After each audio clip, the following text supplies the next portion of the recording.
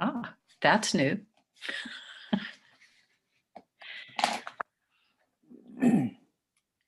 And I hope everyone here already knows how to find the chat box. If you don't, it's down along the bottom of most people's screen. And there's a little talking box that says chat, and that's where you can put questions in as we go along. We'll take those at the end. And now I'm turning it over to Frances Jones, who organized this program for us. Hello, I don't think I'm on the screen, am I? Mm-hmm. Yes, you are, Chris. Oh, can't see my, good. Good evening. My name is Frances Jones, and I'm on the board of Beaches Activist Movement. And thank you for attending this evening. Our two presenters are going to talk about riverfront parks now, an especially pertinent topic today. But before that, I introduce them. I'd like to read 3 nice quotes. The first is from Oliver Wendell Holmes. A river is more than an amenity. It is a treasure. Roderick Haig Brown.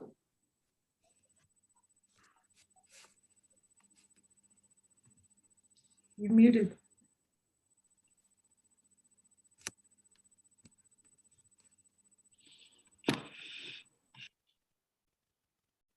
Frances, you're on mute. You're on mute. I'm sorry. Somebody muted me. It was probably me, and by mistake, I was trying to mute some other people who were making noise. Go back to Roderick. I'll read that last one again. Yeah. Roderick Haig Brown. A river is water in its loveliest form. Rivers have life and sound and movement and an infinity of variation. Bruce Babbitt. City parks serve day in and day out as the primary green spaces for the majority of Americans. I'll now introduce our speakers. Nancy Powell joined Scenic Jacksonville in 2020 as its first executive director. She is project leader for the Riverfront Parks Now Steering Committee and Coalition. She served 6 years on the board of Riverside Avondale Preservation, including 2 as chair, and currently serves on committees with Riverside Avondale Preservation, the Jacksonville Symphony Orchestra, and the Late Bloomers Garden Club. Her professional career included executive roles with Stop at Nothing, Inc., a leadership consulting firm, and with American Express, AT&T Universal Card, and Media One, now Comcast. She holds an MBA from the University of Virginia's Darden School of Business and an undergraduate degree from Brown University. A native of Jacksonville, Jimmy Orth joined St. John's Riverkeeper as the executive director in 2004. He maintains overall responsibility for budgeting, staffing, program development, fundraising, and public relations. Jimmy has been involved in environmental policy and advocacy issues in Northeast Florida for over 25 years. He received his undergraduate degree in marketing from Florida State University and his master's degree in public administration from the University of North Florida. Nancy and Jimmy, welcome. You may begin your presentation. Okay. So let me share my screen here. Thank you so much for that introduction and for having us. Make sure it comes up.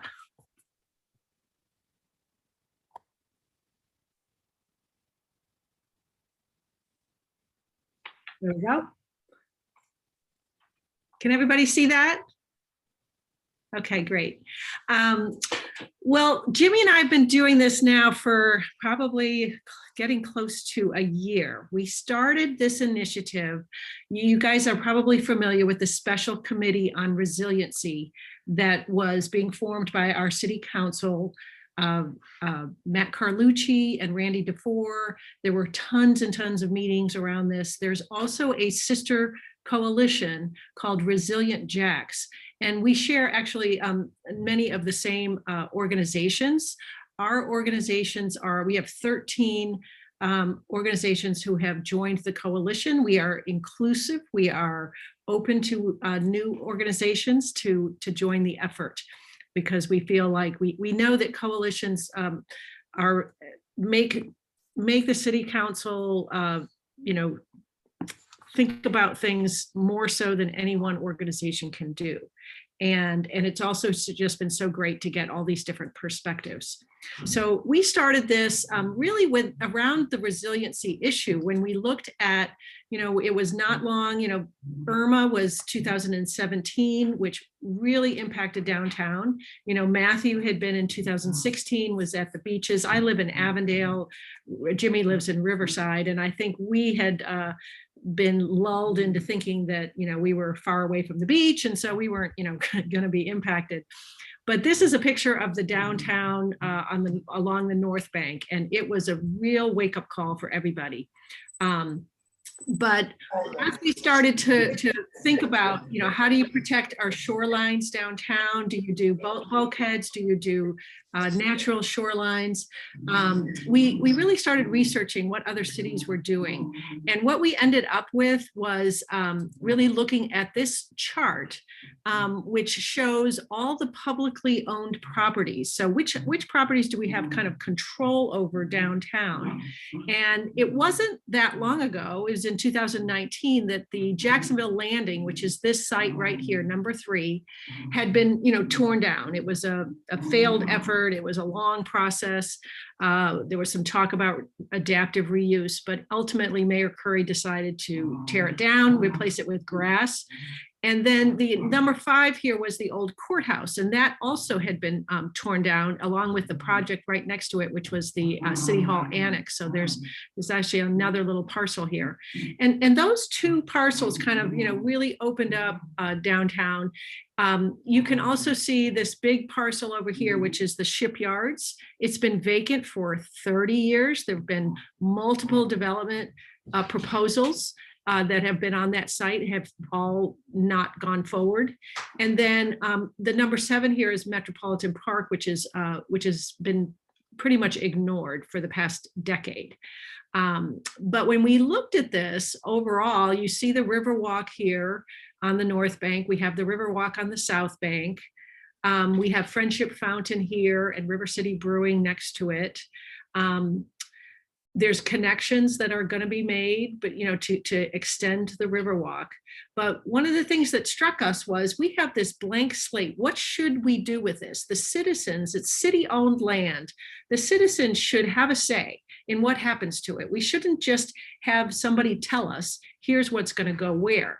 That has been, too long. We need to take control over this. The other thing that's interesting about this map is, and I added these things, which is the McCoy's Creek here and Hogan's Creek over here. Of course, those, if you've heard of the Emerald Trail, which I'm sure you have, those are critical parts of the Emerald Trail. Those creeks are going to be restored. There's going to be a trail system that goes. I'll talk a little bit more about that. But so we started along looking at other cities and what they've done, but what we came up with was that parks and green spaces are being used across the country for multiple overlapping benefits. So they can be buffers for the environmental reasons that we're going to talk more about, and be built for resiliency, but then they can also be fun places for free people, bring the community together. What you're looking at here is the current state of the shipyards property, which we think should be a connected series of active green spaces and include at least one big signature park. And this is what we see in other cities. We'll show you a little bit more about it. The other parcel, that a big parcel of land is, of course, this is the current state of Metropolitan Park. Many people haven't been there in a long time, but if you go down there, there are beautiful shade trees that are now very mature that provide a lot of shade. It's got some great bones. It's got a marina that's functioning. It's right next to WJCT here. And so, you know, really this is a property that really could be revitalized tomorrow. You know, it doesn't require remediation like the shipyard's property. So the key overlapping benefits are, you know, bringing the community together, urban parks, more so than any other type of park or place, you know, can bring different parts of the community together in a way that other places can't. And that is the social equity component of this, we feel is very important to give people access to the river.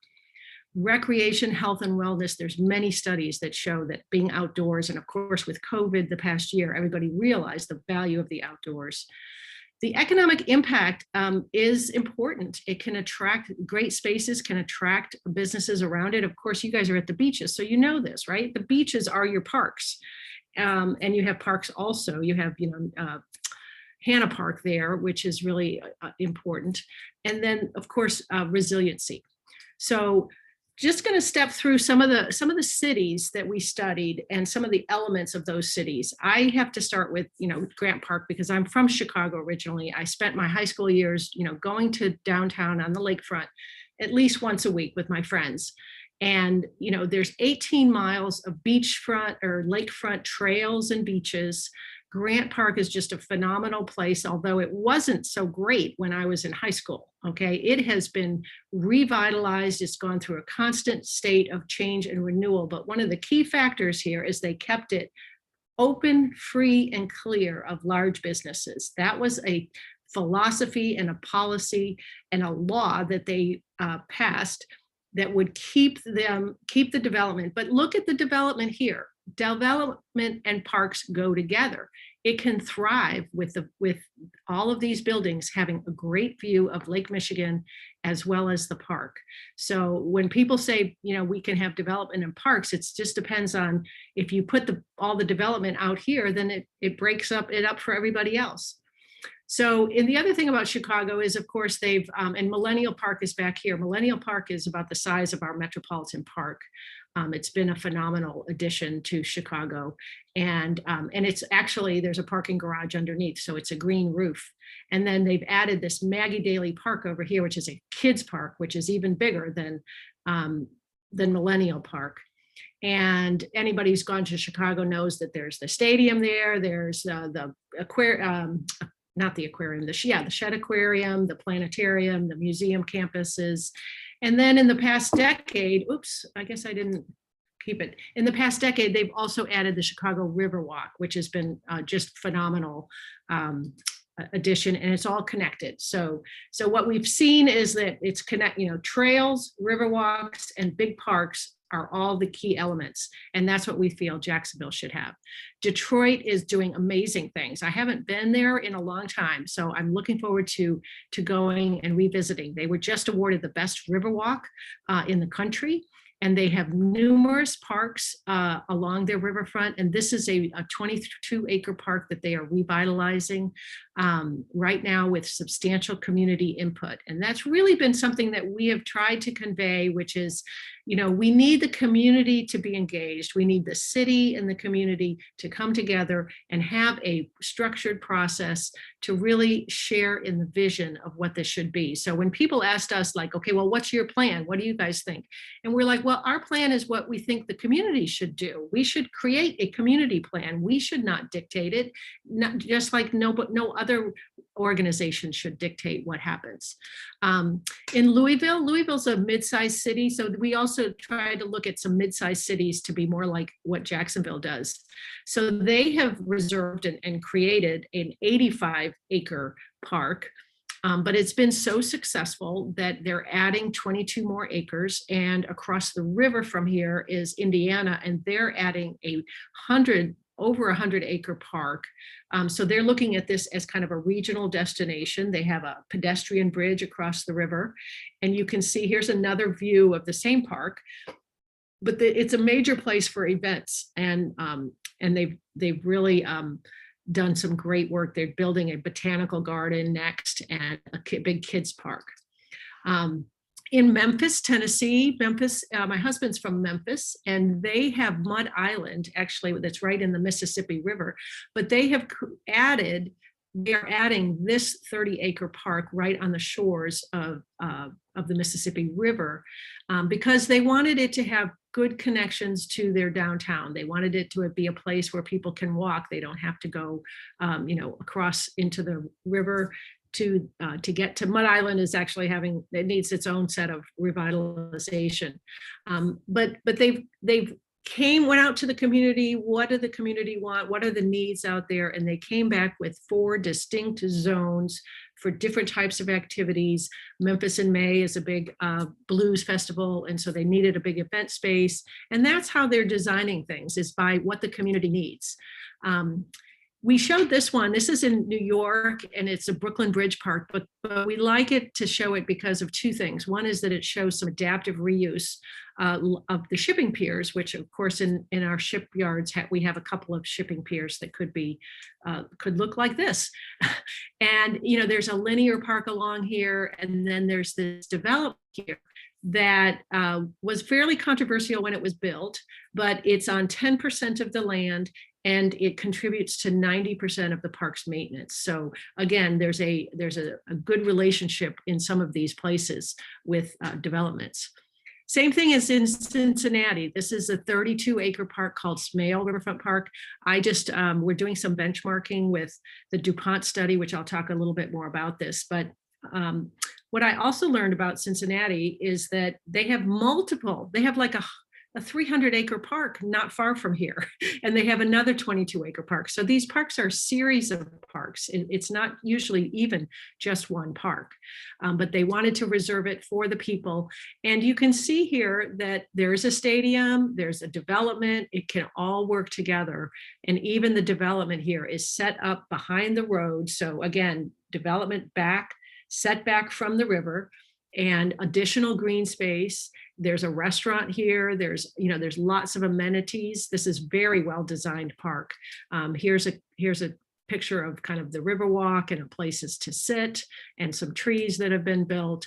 And they have a very creative play areas that don't look, it's not a traditional playground, but there are many places for kids and adults to play. So I'm going to turn it over to Jimmy, and he's going to talk about some of the parks that we looked at that are specifically built for resiliency. Hello, everyone. Glad to be here tonight with you. As you've seen, we all know that parks provide tremendous benefit in terms of recreation and health and wellness. But as Nancy and I really dove into this research on looking at other parks, we were really struck by the co-benefits that parks provide that go well beyond just recreational in terms of economic benefits to communities, but then also from a resiliency standpoint. And now we're seeing cities looking to parks to resolve problems with flooding and mitigate the impacts of climate change. And you know full well, living at the beach, that you look to natural infrastructure to help protect your beaches. Oftentimes dunes are critically important, obviously. If you lived up in South Georgia, the barrier islands are critically important to help protect against storm surge. Along waterways, we can use parks and natural infrastructure to do the same thing to help protect us.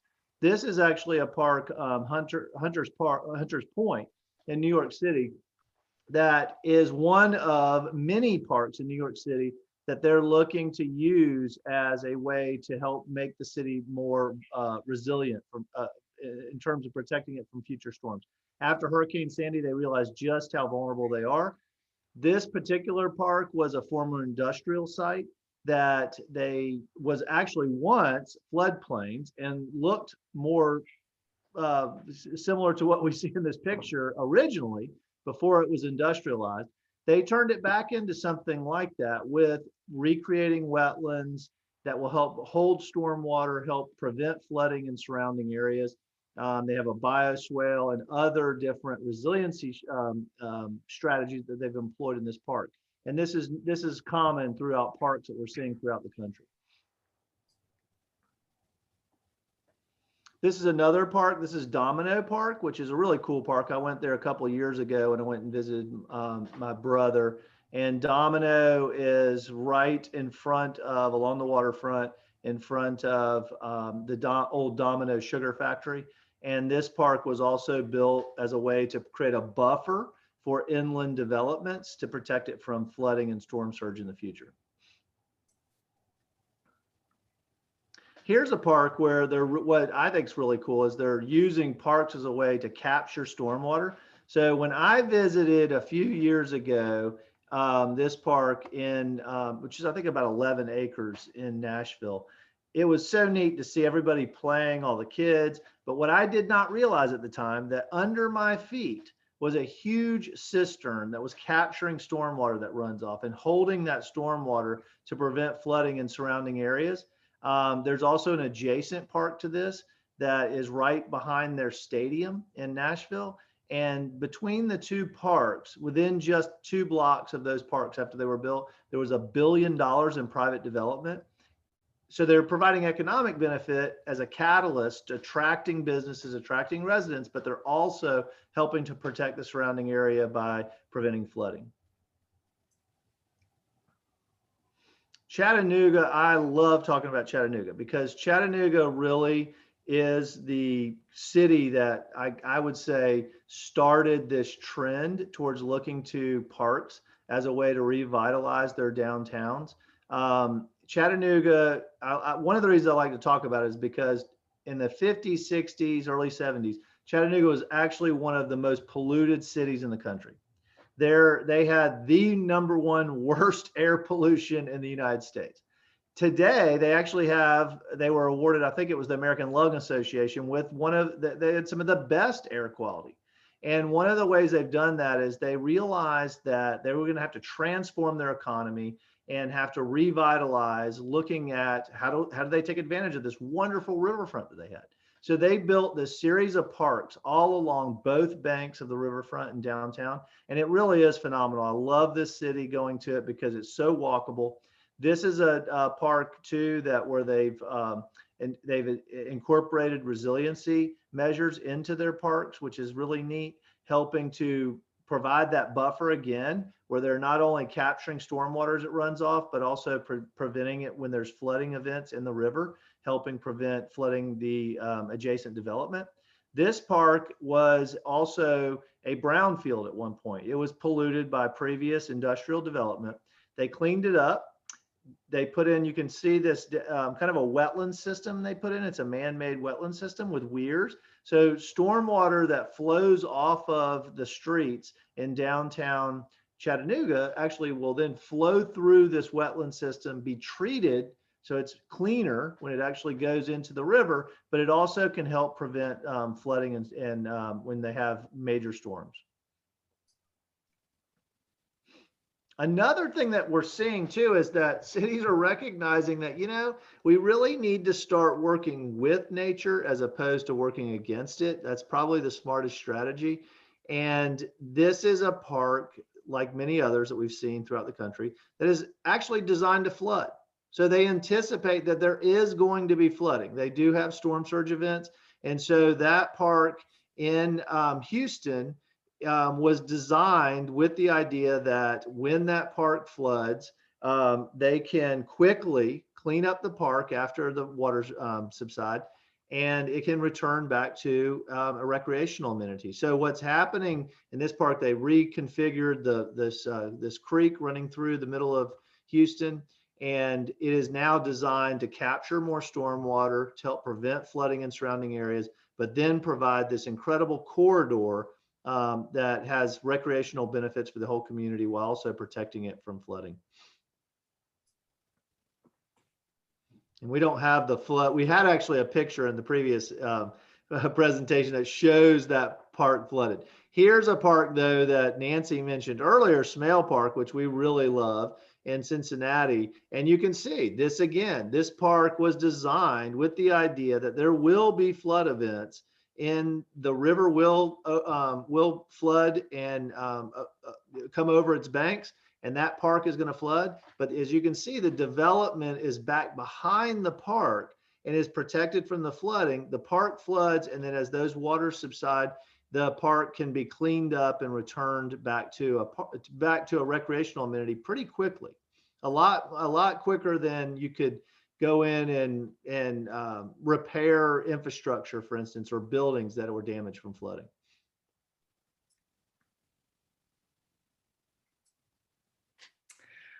Yeah, sorry about that. I don't know what happened to that slide. Disappeared. So bringing it back to a couple of our sister cities here in Florida. I don't know if anybody's been to Tampa lately, but Tampa and St. Pete and Jacksonville 20 years ago, we were all dead cities. And, they used to call Tampa the place to go. I forget what it is, the place to go to die. It was just an older place and not kind of sleepy. But Tampa has done some really great things with their riverfront. This is Curtis Hickson Park. It's actually right in the middle of their downtown, kind of like our landing. It's about 8 acres, which is about the same size as our landing. And it's right next to their Performing Arts Center.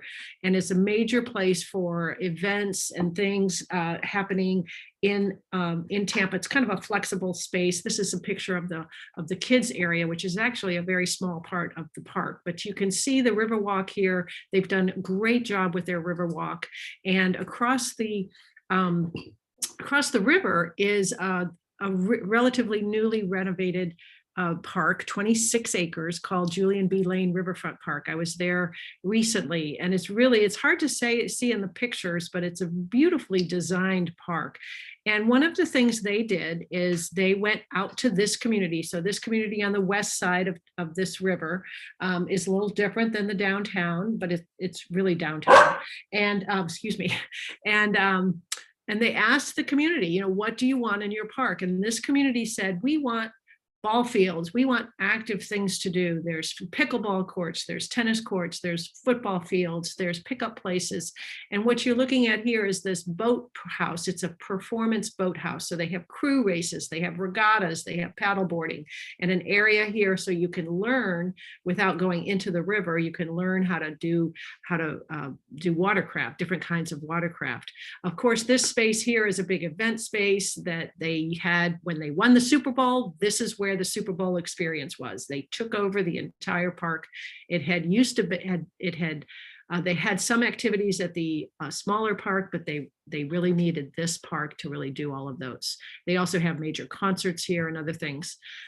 Here's a picture of the Riverwalk. So they have a really much nicer Riverwalk than we do. It's double the size of ours. It's 2.4 miles. And it also has lots of design features. It has cultural elements. It has space for a food truck. Our Riverwalk actually is 25 feet. Well, it's about 15 feet, and it doesn't even accommodate a food truck. So they've done some great work investing in it, and they invested in an area way down, like, half a mile down from this spot here.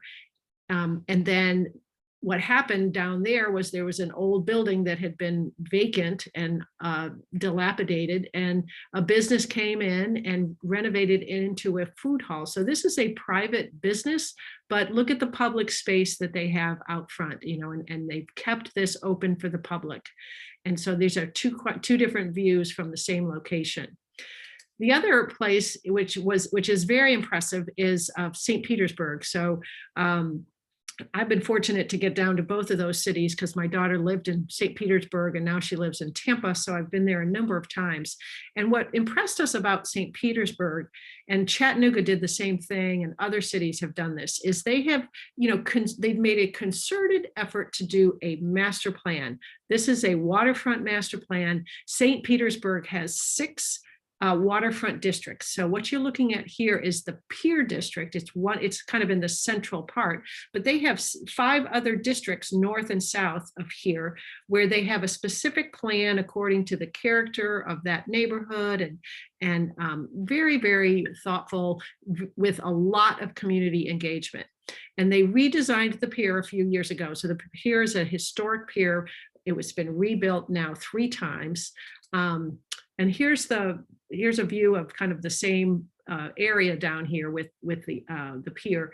But so here's another, like Chicago, the tall buildings are set back from the river, and St. Petersburg attracts a lot of events and a lot of they have the space along this stretch to really do some significant things. The building that you see here is an art museum. They also have the Dolly Museum that's farther away. And so museums and cultural events, our thing is that whatever is on the riverfront should be open to everybody. It shouldn't be, we should have, and museums fall in that category, even restaurants fall in that category, but we should have something for everybody to enjoy. Here's a view of the most recent pier that was built. It was opened up last summer. It's got like 4 restaurants in it. It's got a discovery center. It has a fishing pier here at the very end, and people go and watch the fishermen, but it has, a place where you can fish. Our riverfront, you can't even fish down there. There's rules against it. And then there's this, little splash park with Adirondack chairs all over the place, which are very popular. There's a nature area. There's public art, which changes. It's a beautiful sculpture type of thing that changes colors, and you can see it. It looks different at night, but it's a very experiential piece of public art. So St. Petersburg really continues to affirm that their riverfront is open to the public and will remain so, and free of major developments. There are plans for, some areas in some of those districts will have some development. So looking back to Jacksonville now, the Emerald Trail is, you probably read that we've got a gas tax that was just passed, and this $132 million is going to be set aside to fund a lot of them Emerald Trail. It actually won't fund the entire thing, but we were pleased to see that happen, because we feel like this is a good statement of it's going to benefit so many people. It's going to be fun to ride on it. It's going to be 30 miles, and you can see it's going to go through a lot of different neighborhoods and bring people to the river. So when you bring people to the river, there needs to be open and free things to do. Without having to, spend a lot of money. If you've got a family of 4, just going out to dinner can be pretty expensive. So places along the riverfront that really could augment the Emerald Trail, where you can rent a bike and go explore neighborhoods. And then there's going to be a connection to the South Bank as well.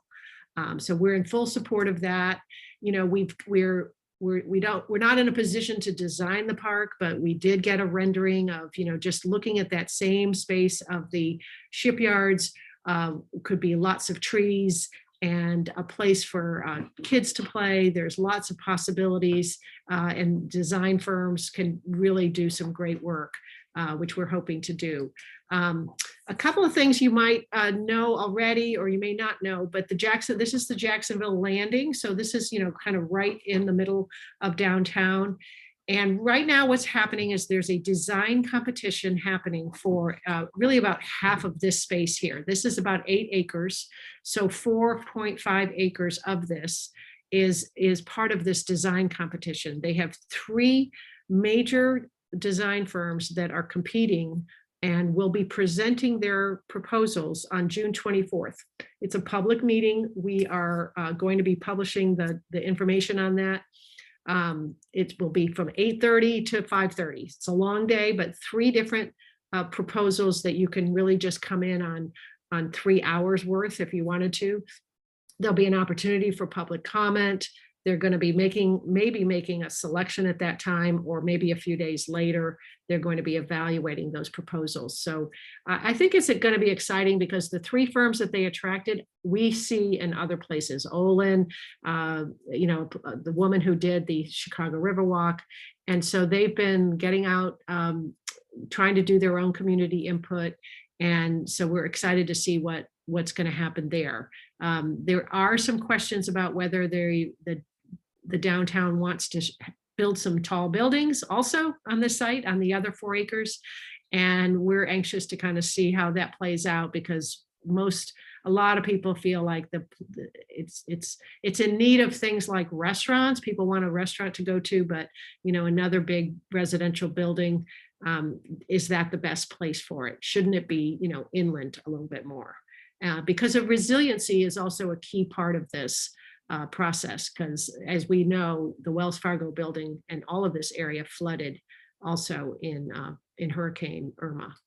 The other thing that's happening is, you may have seen some of it, is the Jesse Ball DuPont Fund stepped in and in about March started this process of doing a study. Their study is focused on activation, on what do people want to do. It's not as much of a master plan as we had advocated for. It's a little bit more programmatic, like what are programs that can be done. We're not exactly sure what the output is going to be, but they are doing, they partnered with Groundworks and they are doing a lot of community input. There's a survey right now. I could put the link in the chat. Well, actually, this is the link right here, DuPont.org/waterfront. And there is a survey that people can take. We are going to be, we publicize those on our social media and in our newsletter, because we want as many people to weigh in as possible. And the DIA is where a lot of the decisions get made. They get made first at the DIA, then they go to our city council. So it's kind of a confusing process because the DIA doesn't cover any other part of Jacksonville except the downtown. It's a different, like the planning department does outside of downtown and the DIA does just downtown. And they have a lot of authority.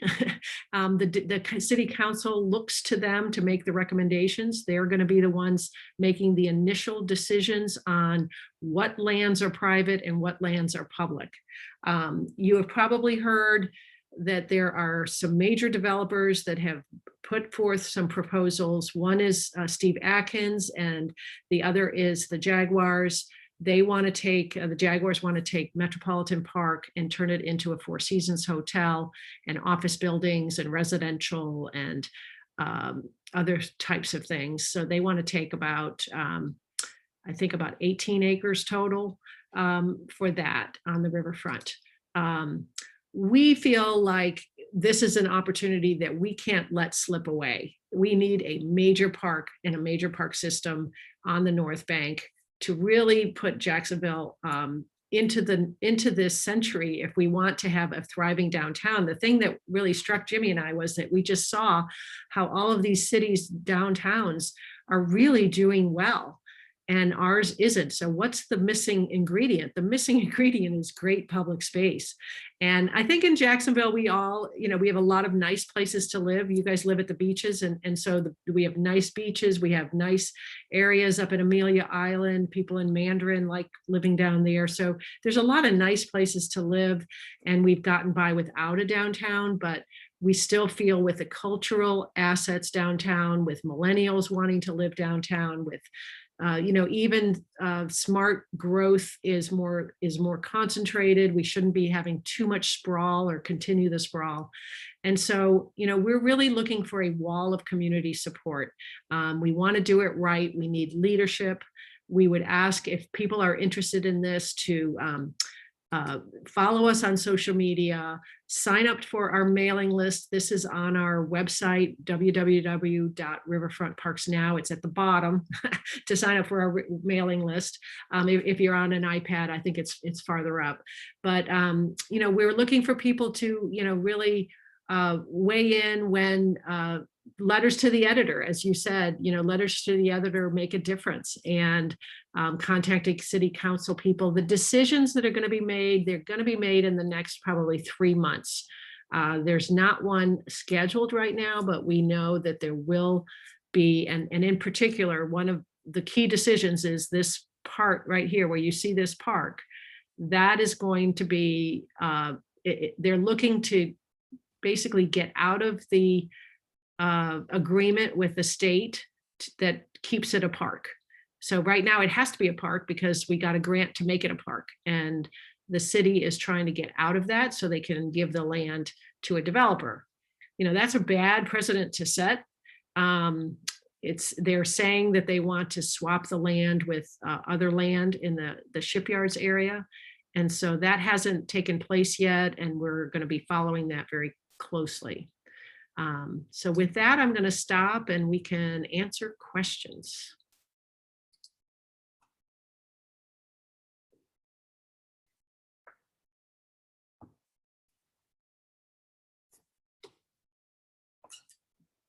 Okay, I'll start.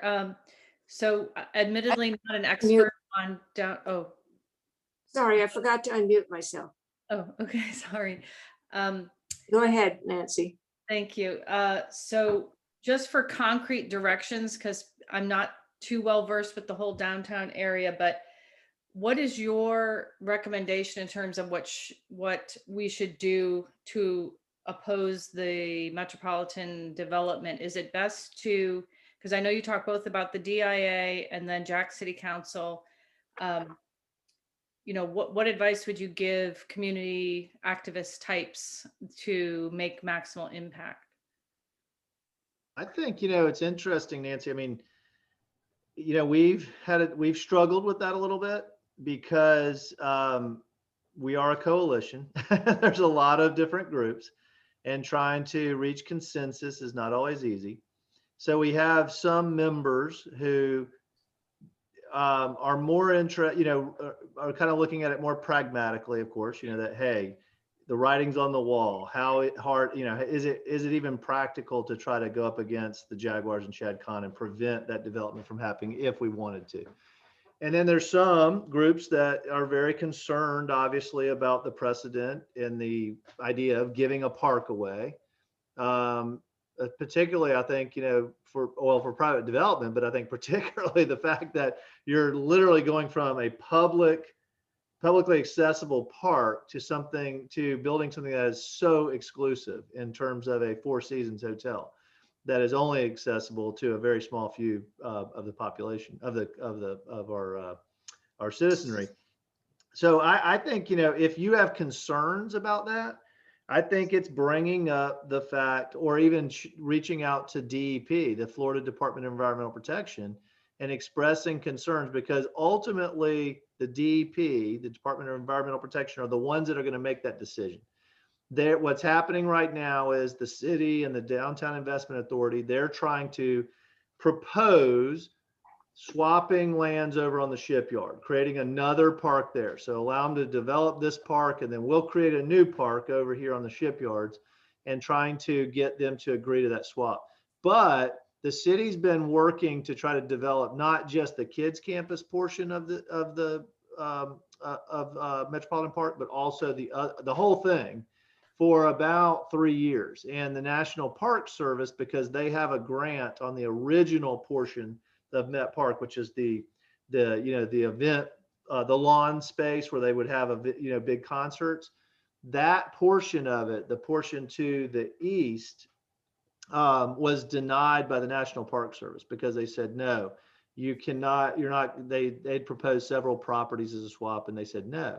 Well, the portion where they want to build the hotel, they can either potentially swap it out, and that's the state would make that decision, or they can pay the amount of the grant, which is 1.5 million, plus interest plus prime, which ends up being about $21 million now. So they could pay back the state 21 million, or they can swap. They're trying to swap.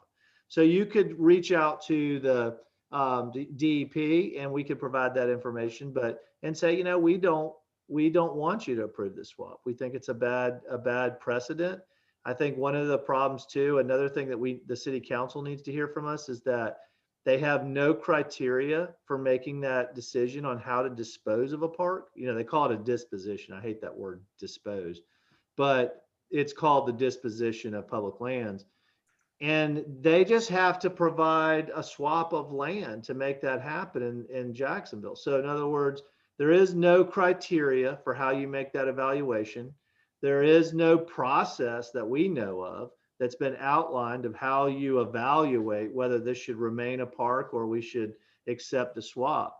And so I think that's one thing Nancy and I have been talking about, is we really need to have, the city needs to adopt a process with some criteria that also involves the Parks and Recreation Department. They have no involvement in this decision right now. This decision is solely in the hands of either DEP making the decision if a swap is acceptable, and the Downtown Investment Authority making the proposition to the DEP. So I think that we have some real serious concerns about the process and how this decision is being made, regardless if, how strongly you feel about it. within the coalition, I think all of us have some heartburn about the way this decision's being made right now. Let me ask you about something that was in the paper recently. The district, now River's Edge on the south bank. Is that something you favor? How will it impact your project? Well, it wouldn't really impact us. And the difference there is that that was private property. So it wasn't publicly owned property. It was owned by JEA, and then JEA sold it to a developer group. So it's been private for probably 5 years. And so if something's private property, we have, of course, a lot less say over what happens. We feel like we should be focusing on the city-owned property because that's owned essentially by the taxpayers, and that we have control over what happens there. You know, you can, when decisions come up on that, I mean, that train kind of left the station. They did negotiate a 2-acre park in the front there, and maybe another 2-acre park, 2 other little parcels of parkland. And so, you know, I don't think that there's really nothing we can do because it's already private. And it's the same thing with where the Old Times Union building was over by McCoy's Creek. You know, that is Morris Companies owns that. They just sold it to a Atlanta developer. The Atlanta developer is going to create, you know, as long as their proposals, you know, are in line with, they're not crazy proposals of some sort, you know, I think people will, you know, we'll look at things like how far away from the river is it? What are the resiliency plans? You know, one of the things that we feel is an underrepresented, we haven't been able to properly get this across to city officials, in that the resiliency component, you need a overall stormwater flooding plan, drainage plan. Right now, if you build up on one property, you guys probably see this at the beach, you bring up on one property, where's the water going to go? It's going to go right next to it, you know. And we know that the drain, we have a gravity system so that those drains are going to get clogged up, and they're going to need to put in pumps. So all of these infrastructure pieces are going to be on the city. And so why should we be building things that are going to require all of these expensive infrastructures right on the river that we're going to be holding the bag for 20 years from now? We have not been successful yet in getting that, but we are trying to figure out how we can weave that back in. And we've been, to be honest, we're disappointed that the 2 council people who are on the resiliency committee don't seem to be worried about it. Everybody says, well, they'll just build up, no problem. The builders know what to do. And we just don't think that that is, it's not realistic. It's going to be for the next generation to pick up the, you know, the bag on that, which is, so that is something that we still feel, especially with the younger generation, can be impactful. There's a young professional group that got interested in our project, and they have been kind of organizing themselves. And they went to see Councilman Carlucci today.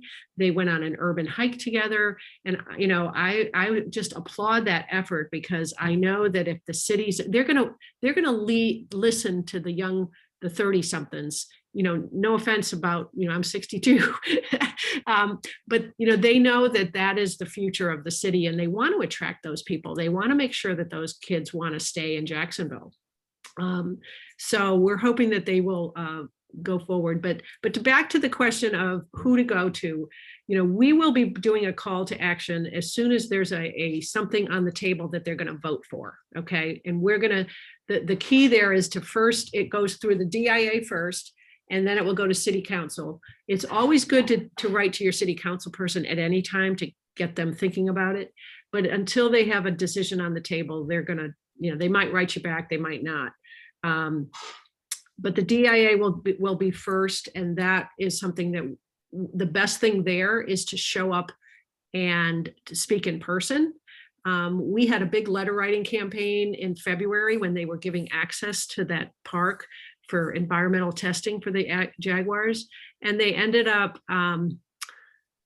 not reading any of the letters. We thought they were going to read them out loud, and they just said, you know, they just passed them out to people. So if you show up in person or by Zoom, the meetings are Zoom, they're going to have to listen to us. So we're going to be really looking for people to show up when there is a decision. It could be as early as mid-July.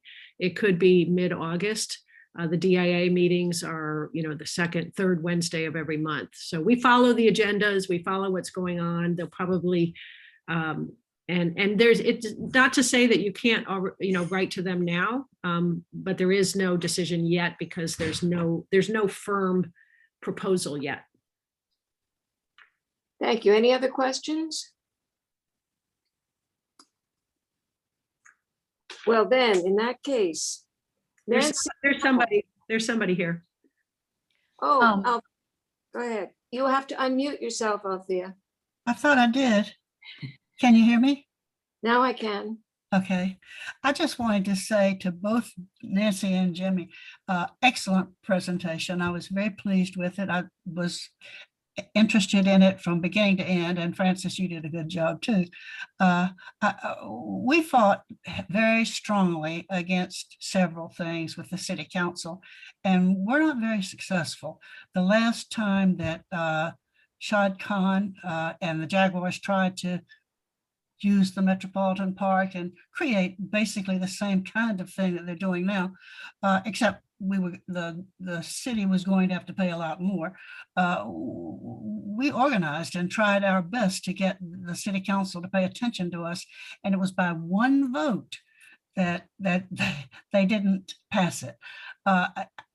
We wrote a petition about removing the statutes downtown, statues, and they didn't even respond. We sent a copy of the petition to every single city council member, to the mayor, to the mayor's administrator, and got very little response. I think one or two people accused other people of giving up on it, that were no longer on the city council. I'm concerned about what's going to happen next time, because I don't think that it's going to be any different. I think it's very politically organized. I think that the mayor of Jacksonville is very in the pocket of Shad Khan, and I think that most of the council members are. Even the Democrats who should be standing against it are not doing it. So what's your solution?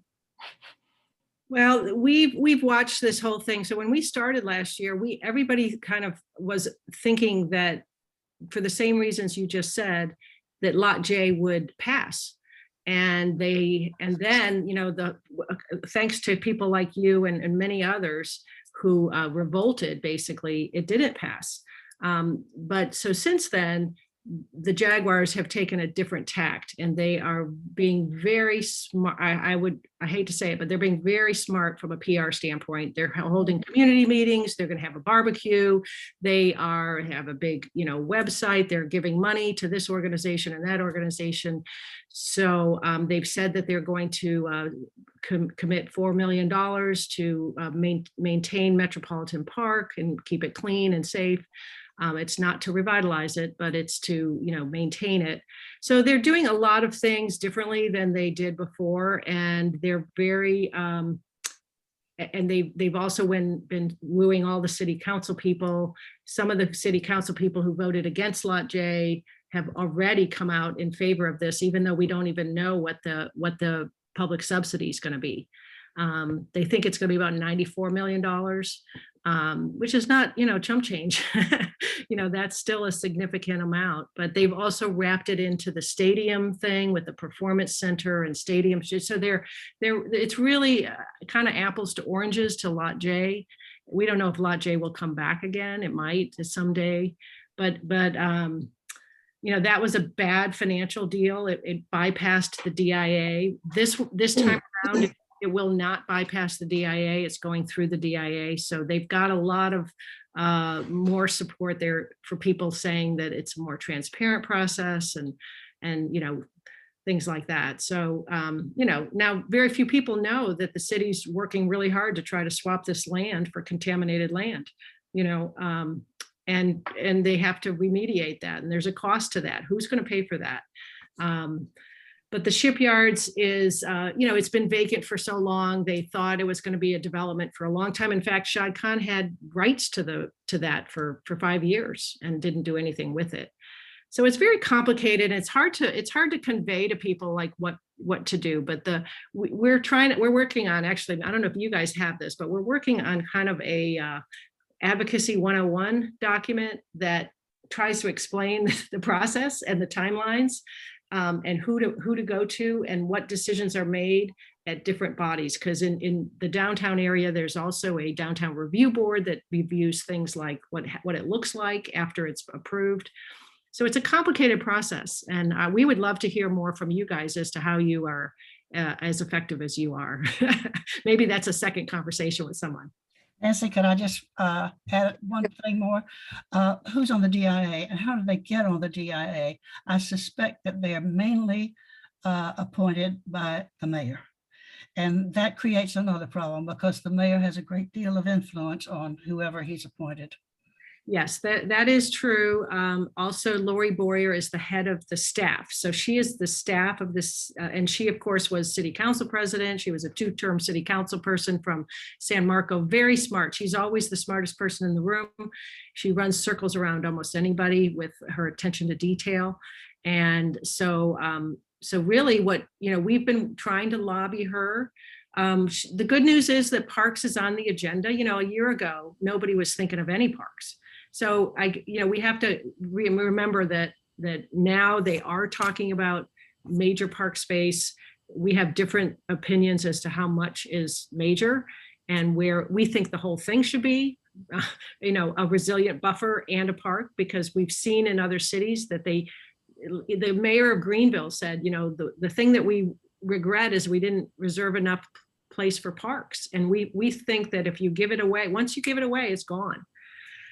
So yeah, there's definitely a political process, and we're try to work on the inside and the outside. John Weldon, do you want to ask your question? John? Yeah, my question is pretty straightforward. If Met Park is the next critical decision, don't we need an alternative sustainable proposal? And how do we arrive at that? In other words, rather than talking about convincing people not to do things, is there a mechanism for creating an actual proposal that would be alternative to what Shad Khan and company are promoting? I think what we've been proposing, John, is, one is let's renovate Met Park. It was instead of developing an existing park that actually has some decent infrastructure still, let's go ahead and invest the money to renovate it and make it into a destination park that's really spectacular, which we could do. As a matter of fact, it's interesting, back in the Payton administration, there was money appropriated to do just that by the city council. Ironically, the money was diverted, though, by the city council to pay for the obligations that the city had for a parking garage for the landing. So we had the money appropriated, could have actually in 2010 renovated, and we didn't do it. So we've been sitting there, and that park actually has been successful in the past with events. And then even the kids campus, the portion he wants to develop, was very popular. That was a destination for families. I've talked to lots of people that said they would go there. So our proposal has been, let's develop it. The good news about downtown in Jacksonville, one thing that we're fortunate about, is that we actually have a lot of space available for private development that does, and I'm talking about space that's not directly on the waterfront. There's a lot of places across from Bay Street that could be developed, and it could be that benefit each other if we had a major park system that included Met Park and a good portion, if not all, of the shipyards, just like other cities that have these major parks.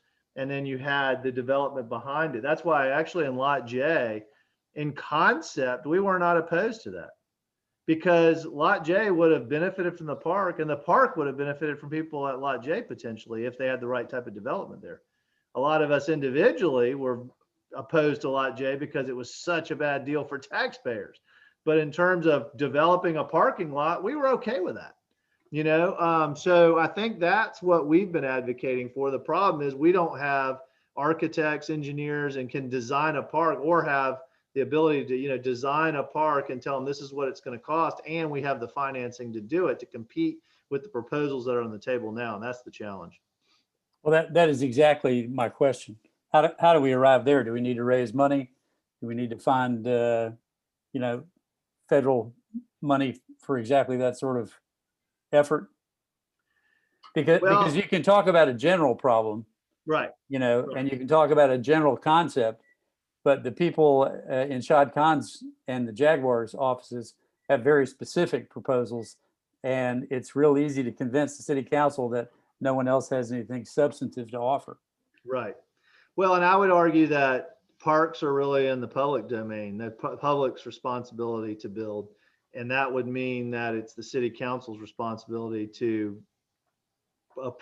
support and appropriate those funds, or the state. That's the good thing about all this, that in our research, we found there's state funds, there's federal funds. The problem is we as a nonprofit, as a coalition of nonprofits, we can't go ask the state for a grant for a park if the city doesn't say, yes, we want to use that park, that land for park space. So it really begins and ends, frankly, with the city council and with the mayor's office, because they have to say, yes, we want a park.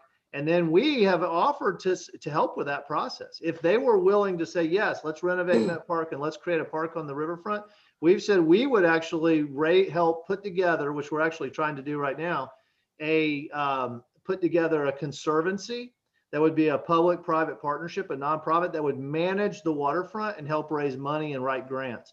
But so far, we don't have the support of the city to do that. Nancy And I Powell. agree with you. That's the frustrating conundrum that we're in. And we actually, we were kind of going along that path until DuPont stepped in. And of course, DuPont's very well respected, and they have hired some talented people from New York. And so we are a part of that process, and we are trying to influence that process because they are doing some community input, which is what we wanted. We wanted to know, what does the community want for our riverfront? And so they are doing some of that. And so but if that hadn't happened, we would have tried to raise our own money and created a plan, like you're saying, hire one of these firms, create a proposal, take it to the city council. In hindsight, we kind of wish we had done it earlier, although I'm not sure we could have raised the amount of money that we would need. They're spending, the DuPont fund is spending about $250,000 on this study that they're doing. So we're cautiously optimistic that they will, their values are inclusiveness and public, and they are very well respected foundation. So we're cautiously optimistic that they will really come up with something for the public that will be substantive, and that process is happening right now. So definitely go to that website, and I can send an email afterwards with the link if you need it. But fill out that survey, go to some of the events if you are so inclined, and participate from a what do we want to see on the riverfront perspective, because hopefully that will produce something, because really that's what's needed. We're disappointed that the city didn't decide to take it on themselves. They've kind of pushed it off and said, we're not going to do this. Where when we look at St. Petersburg and Chattanooga, it's a messy process to get community input, but it's necessary, because then you have a shared vision for what you want to do. One of the best examples we just researched was Sarasota. They're going to do a 53-acre park. It's unbelievable. And all the things reasons for why they're doing it is the same reasons that we should be doing it. So we know our city goes to our city leaders go to all these other cities. We're like, well, so we're cautiously optimistic. We know that the conversation is happening. And so it's going to be a sustained effort of, we need major public space. If there's a building here or there, is that going to ruin the entire thing? No, but if there's a building in every piece of parcel, that will ruin it. And so really we need this plan so that we don't just fritter it away by individual decision making. I have Elizabeth. one more question, and it may be I'm not asking you to be designers or urban planners exactly, but given all the cities that you've looked at and given the fact that the Jaguars and what they want to remain healthy and happy in this city is going to be a giant elephant in every room about this, are there things that you've seen that you can imagine giving the Jags the room they need to expand and make money and everything and make a resilient riverfront? Can you picture a way, using the territory we've got that you know way better than we do, that could work for them? And have you talked to Shad Khan? We talked with Mark Lamping last summer, and Mark Lamping showed us their plans. They didn't even let us give them our presentation because they said they knew it all. They've been to every city and they know it all. So they wanted us to be a part of their plans. They wanted a 7-acre park. At the time, they wanted to have Metropolitan Park. Since then they can't have it. They wanted it. So we didn't want to make a deal with them. We didn't think it was our place to make a deal with them. That's not our role. That's the way the city operates. We don't want to be a part of that. We want to be, we think the community should be engaged. The best things for them to do is to build across Bay Street and have a nice place that looks over the river and, lets the public land be public. I'm just kind of amazed that the lack of civic mindedness that we seem to have in a lot of places of the public good, and comparing us to other cities and what they want and reserve for their public. It's really we've asked the private developers to kind of solve all our problems for us. Oh, please bring us some vibrancy. Well, if you go on the South Bank, there's nothing on the South Bank. It's hotel, office, hotel, residential, and there's nothing else there. But it's built up.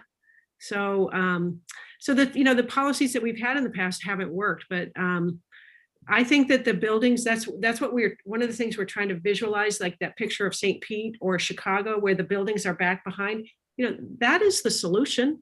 Then the riverfront is an amenity to every single development. It's not just for one of them. If the rest of the riverfront is open to the public and he's got this hotel there, but the problem is he wants to reserve a whole nother space for future development. It's not just one space. But they also told us it was not economically viable. So I don't get it. It's like, if it's not economically viable, then why should the city subsidize it? But they're going to come up with some numbers. There's a market study supposedly they did. Those are all those things that really were important in Lot J. Was what was the market study and what are the numbers? So all of that hasn't come out yet, and we'll be studying that.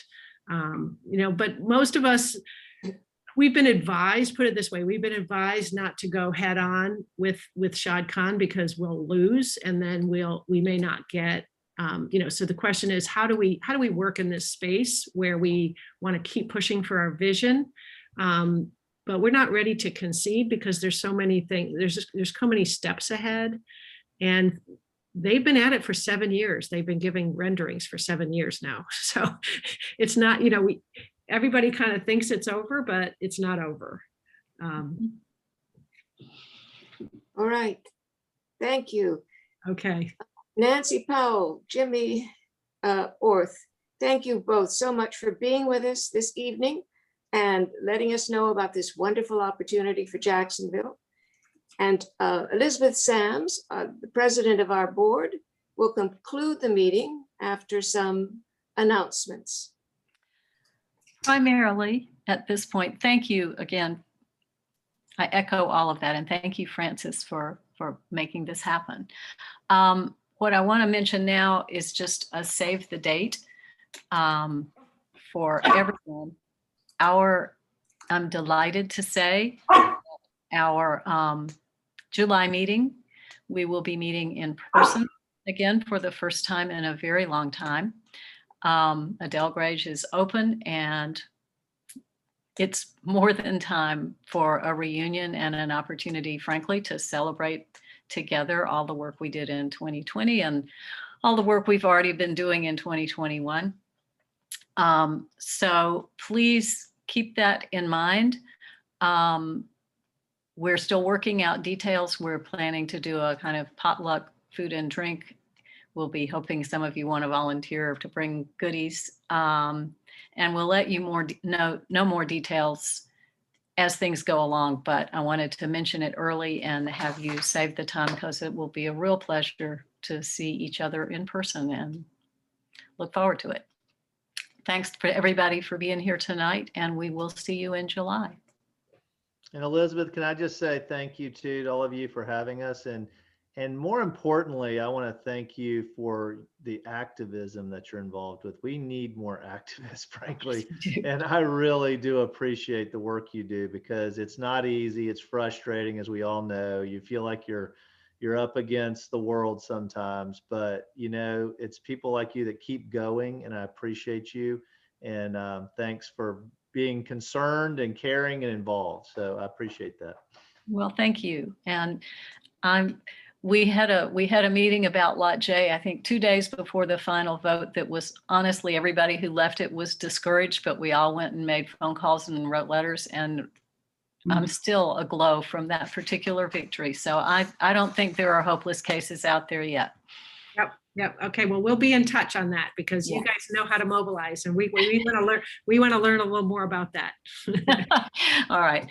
Pleasure. Thank you all. Okay. Thank you very much. Thank you.